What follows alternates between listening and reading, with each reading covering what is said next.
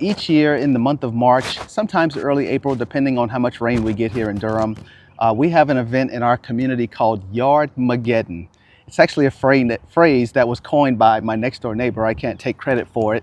And it is the scalping and the aerating and the top dressing of about 13 to 25 yards.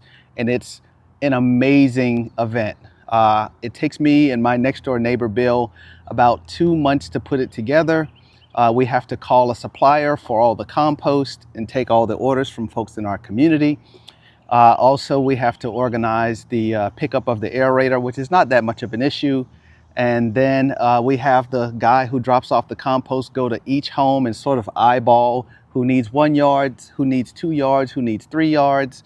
And then the neighborhood comes together on Friday, Saturday, and sometimes it bleeds over into Sunday. And we literally aerate, top dress, and compost about 15 or 16 yards. It's an amazing undertaking, but the most important thing is that it builds community. So if you want to hear more about Yardmageddon and how we put it together and all the things that happens, just hit me in the comments or hit Laurel on her comments and tell you all the things that it took me to mobilize it, tell you all the mistakes that we made, because we made quite a few in the early years, but now it's a well-oiled machine.